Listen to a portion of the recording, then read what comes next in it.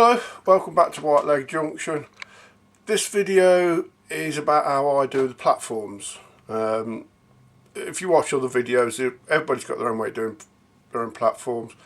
I use the peco platform edging and then I put some polyfiller in and paint it and all the rest of it, which I shall show you. Because the video's a bit long, I've split it into two pieces. The first one is as the board is empty up to where I've basically glue the platform edge into the track, to the boards, and then from number two it'll be from where I stuck the platforms down to actually finishing it. Well, I say finishing it, I've got to put the furniture on it and that, i.e. platform edging, passengers, seats, that type of furniture. But let me first off apologise for this being so long in the making.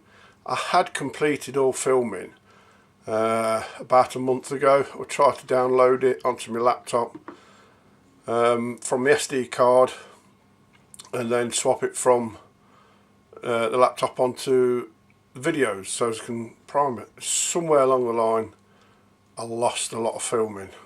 It's in computer land somewhere, I can't find it, and I've had somebody have a look and they can't find it. It's gone somewhere. Unfortunately I didn't save the filming on the SD card, so what I've had to do on this one is film the bits I haven't got on the corner on the other end, on the bridge end, which I shall show you in a bit. So there will be some continuity problems, well, not problems but errors. You'll be looking at the station one end as the station's going to be, and then probably I should be laying the platform edging on the other end. Hopefully it should work. The process is the same whichever end of the track I do, so it's just a matter of doing it that way, because obviously, as I shall show you in a minute, the platforms have done. Anyway, we'll get on with this film and I shall show you how I go about it. But this is how it used to look with no edging, and then I shall show you what it looks like.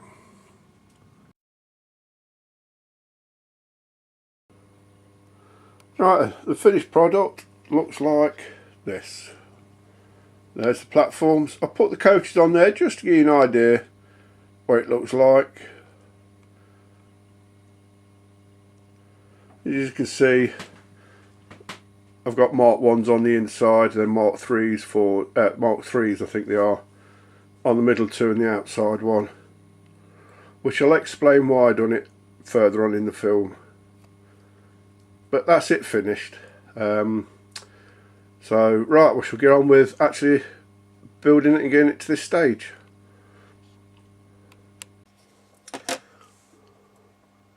Right, and what I'm going to do is paint these. This is the paint I'm using. It's Humbrol. Oh, sorry.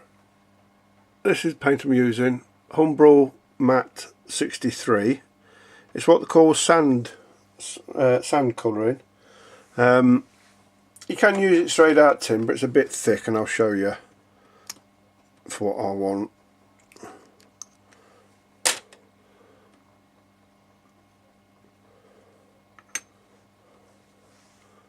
Oh, sorry about that. I'm knocking everything everywhere. I don't know whether you can see. It's a bit thick, this is. So I needed to thin it down a bit.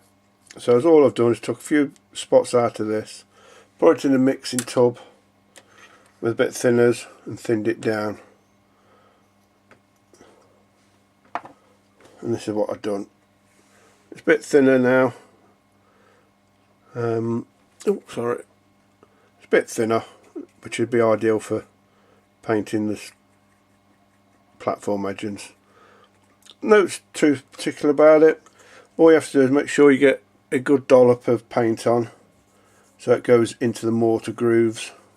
Give it a good covering.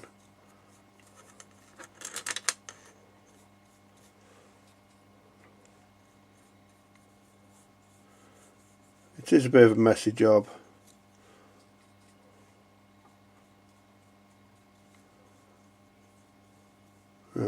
get a good covering.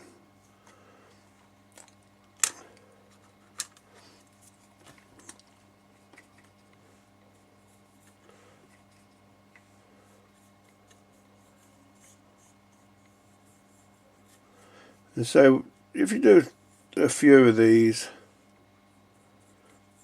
because what you need to do is let the paint go off a bit, not a great deal, because you want it to stick, and I'll show you in a minute what I mean, and hopefully you'll understand.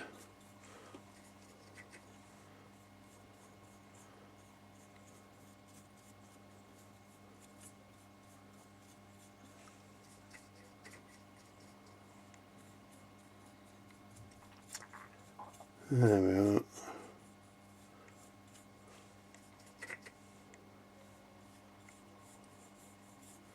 Alright, I'll let them go off a minute.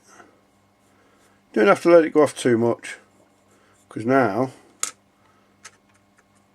you have to wipe it all off. Sounds daft, but you'll see what I mean. I'll show you how I'll do the first one. This is the first one we've done.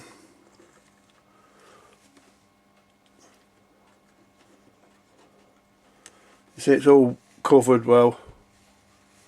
Now I'm going to take it all off. Just get a bit of tissue.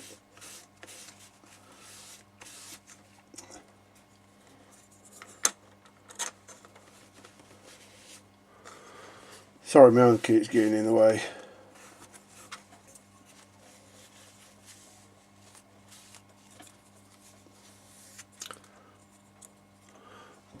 I don't know whether you can pick that out with a mortar's colour, but the paint's gone into the mortar now, and you just let that go off dry, and then we'll what's called dry brush the brickwork colour. Right, I'll carry on doing with these, and then I'll start again in a bit. Alright, we're back here. I've finished painting all the yellow onto the bricks, like the mortar. It's all dried. I don't know whether you can pick it out, but there's the paint, the yellow. Now we're going to bring the brickwork out, and what I use is a flat brush. I think you can just about see that. Some tissue paper and my paint. And the paint I'm using is Rail Matches dark brick for. There we are. I don't know whether you can pick that out. 424, the colour in it. It's just dark brick. You can get it in Humbrol or that. But what you do is, sorry about my hand, put your paintbrush in the paint, get as much off as you can with the side of the jar. When you're dry brushing, you need to get it all off. And I'll show you why. If you're not familiar with what dry brushing is, don't panic, because it took me years to understand what dry brushing. I kept reading about dry brushing, but I didn't know what it was. And basically you take the paint off, and then you just flick it across the top, and hopefully with the bricks bit standing out proud, it'll pick up the bricks. I'll do half on it, and then I'll show you.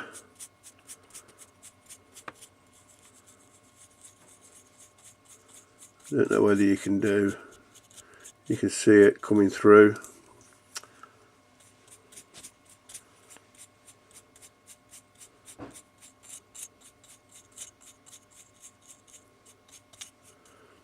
Right then. I've painted it from this way. The other half has not been done, just to show you. I don't know whether it's picking it up. I apologise for not picking it up. There's the bit I've not done. And then hopefully you can pick out the brickwork. Bearing in mind this is end gauge, and you've got to trying to get the brickwork pattern. And that's it. And that's all dry brushing is. Again, dip it in slightly your paint. Rub as much off as you can with the jar. And then get your tissue and take a lot more of it off. It might take you a little while to get used to it, but eventually you'll pick it up and it'll be quite easy. Right, just carry on doing this.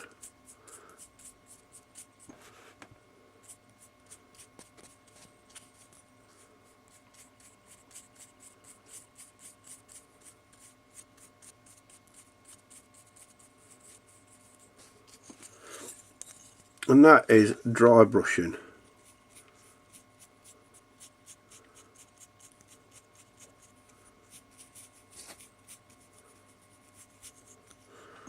So I don't know whether it's, I can pick it out better for you, but you can see the coarse work in there, the mortar, and it stands out quite nice. Let me get one that I've not done, then you'll see the difference. Hopefully. There we are.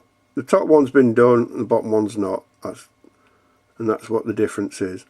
And that's how dry brushing is. You basically put paint on your brush, then take it off, and then you paint it again. Right, and I'll carry on with the rest of them, and I'll speak to you again soon. Bye for now. Right, and because we need to mark out the platforms to get them to go around the corner, you have to mark out where you want the platform edging. So the best way to do it is get your longest piece of rolling stock. In my case, it's a Mark 3/4 coach, HST coach, and basically what you got to do is draw a line. And the way to do it is get yourself some masking tape. Use masking tape because it's got a low sticky adhesive on. Put your tape around the pen or whatever it is you're using, and then if it's on the inside, which this one is, you put your pen in the middle of the coach.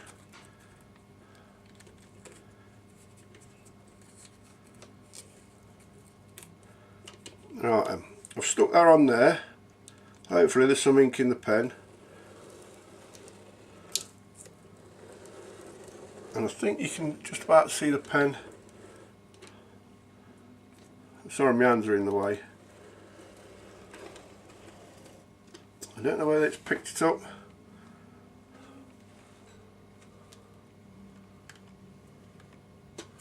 Yeah, it has just about. The black pen mark there.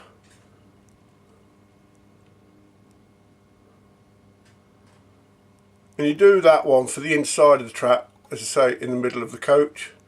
Then for the outside platform,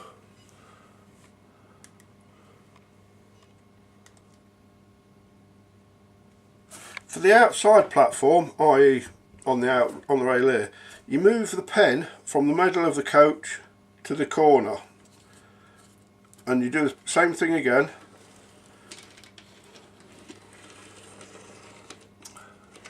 When the coach goes round, you'll see the red. Hopefully, you'll see the red pen mark.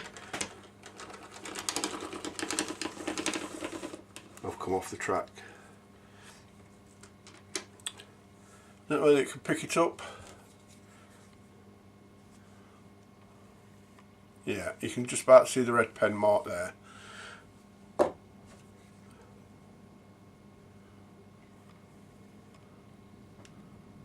And what you do, you just mark out as far round as you want on the corner, how far you want the platforms to go. If you want to go all the way around the corner, there's no problem, you just carry on. But just for a demonstration now, I'll show you what to do on here. I'm only going to do this section just to show you what I've done. You can do, when you do your platforms on the straights, which is ideally, you can put your pen in the middle of the coach and then just run your straight line. Let me just demonstrate how I mean on another piece of track. There we are. I'll show you on this bit of straight track. It's only a demonstration, there'll be no platform here. Similar thing, pen on the coach, in the middle of the coach. Then you just drag it along. Oh, tape's come off. I don't know whether you can pick it up. Yeah, there's your pen mark. And you just do that, the same thing on the straight. Getting a bit closer, you'll see the pen mark there. There we are. And you just do that to the length of your platform that you require. Once you've marked your platform edging out whereabouts you want to go, on a curve, keep it on the pen line. But if you go it on the straight like I've just shown on there, excuse my hands.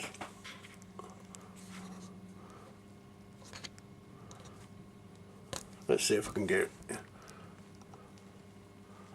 That straight bit of pen mark there. You can put the platform edge in a bit close to the track if you wish.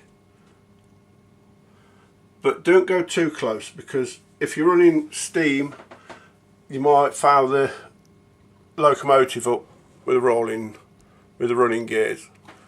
But for the corner, keep it on the pen line, because then that way you know you're going to clear the coaches and everything else.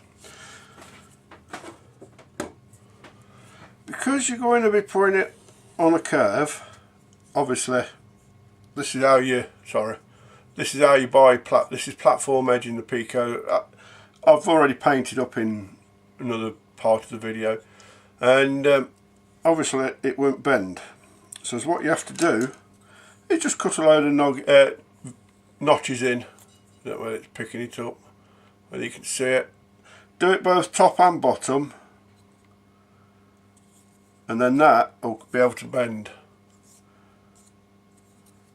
So you can bend it to the shape of the curve.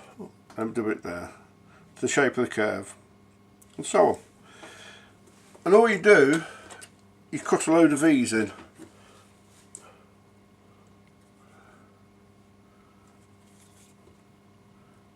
Just a sharp pair of pliers.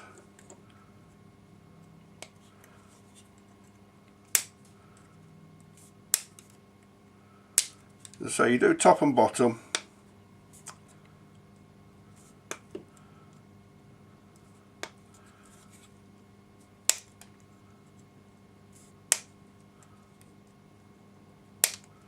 Like that.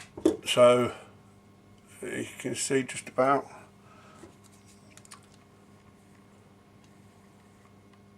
Oh, focusing. There we are. You can see it all thing. So all notches, and eventually you'll go along and they'll all be done. That's the bottom, and that's the top. And you just put V's in like that. Right, I should do the rest of them off camera because it does take a little bit of a while to do them, and then when I come to stick it on, I'll show you what I do. I've done 4 because that's all I've got left from doing the other platforms. It's just to show you what I do. As you see, I'm cutting little noggins in. The glue I use to stick it on the board is this. It's just a Wilko's all-purpose adhesive. Nothing special, but the pricey one is this one. UHU glue. With this being a home make, it's a bit cheaper than this. So you can get these from any hardware store or DIY store. This just happens to be from Wilko's. What I should do now is just glue these bits in, just to give you an idea what it looks like.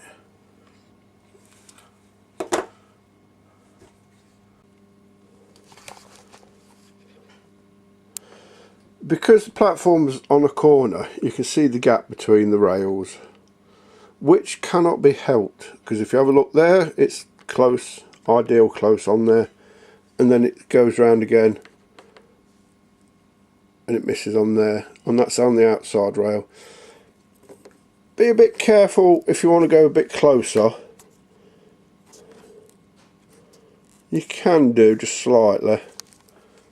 Sorry about the camera, I'm trying to, because what you've got to be careful of is the coaches catching the platform.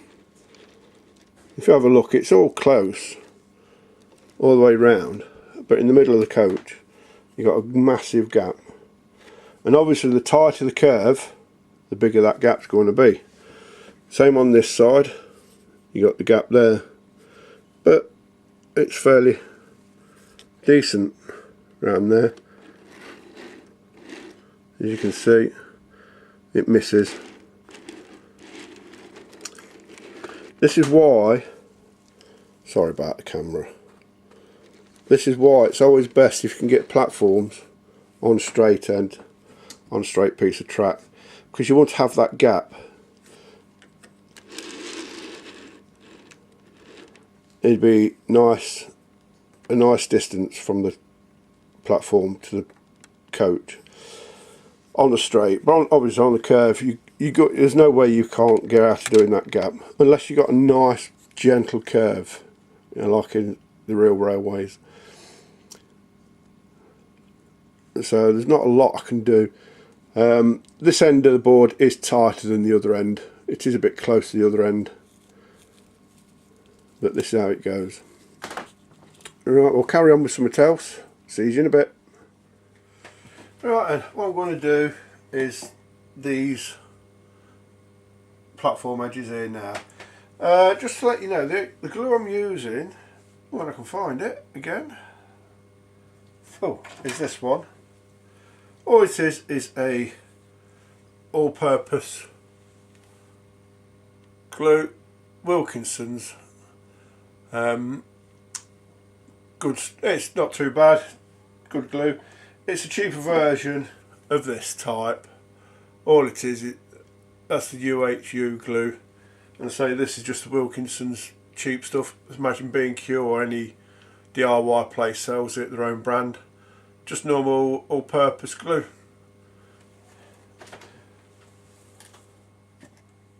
What I'm going to do is start here. Nothing too special, just a bit of glue. Just here is a baseboard joint. So what I'll do is just put a bit of glue on these. Just dab it. One of the reasons I like this glue, or similar, is because it goes off within a few minutes, but still gives you time to put it right. I'm following the pen line round.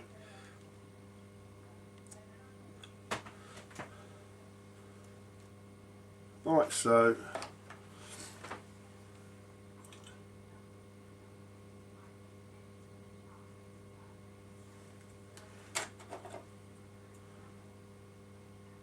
I'm not joining the two together on the baseboard joint, let's say, because I want to be able to part it.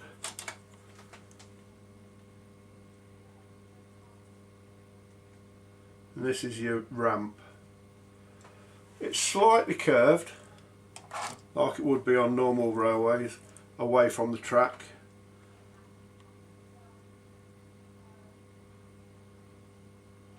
Like so. I don't know whether you can see that.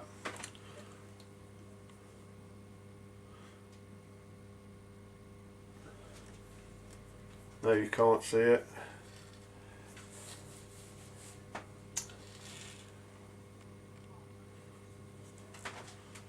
Yeah, it is here. Alright, that's it, the wrong way. That's it.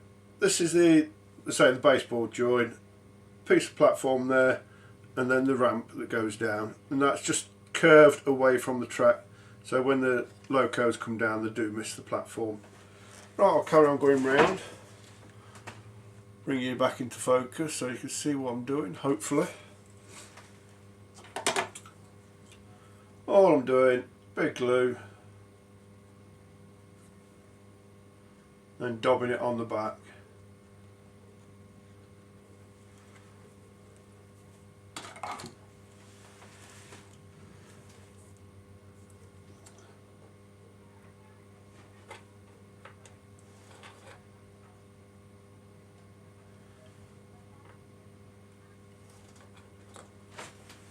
I'm just putting them on quickly because what I should do next is put my low coaches round and do the final adjustment to make sure the platform's not interfering with the rolling stock.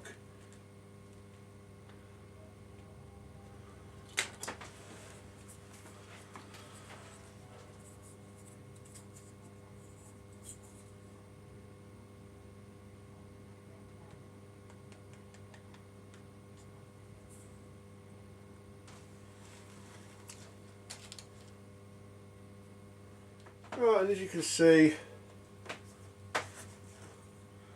the other side's in now. Take it out. As I said earlier on, there's going to be a big gap because of how tight the curve is. But I'll show you what I mean by this. There we are. This is the outside platform. As you can see, where it gets close, this is why you have a gap, and it looks wide all the way around, and so on. This is why it's always try and avoid putting platforms on corners if you can. But if you have got put them on the corner, try and make it as wide as you can. I'm limited for space here, so but it'll be sorted out by the time I put the platform furniture on it. Hopefully a lot of the gaps will be disguised. But there you go. The idea what the platform's like. As I say, from there straight across to the end of the board will be a partitioning anyway, so the trains will go under. That's why it's only half a platform. Ideally I'd have liked it on the straight, but we can't have it always. But next I shall show you how I fill the gap in between the platform edging. So see you soon then. Bye. Right, that's this first part of the videos that I've done. I hope you've learnt something. If there's something I've missed and you want to know, just leave us a comment on it. The next one will be up probably about a week's time, because I've got to edit that one out and then download it or upload it. I can't remember which way around you do it, because I'm not very good on computers. But I shall get that one sorted out, and hopefully that one will be up next week. But for now, bye.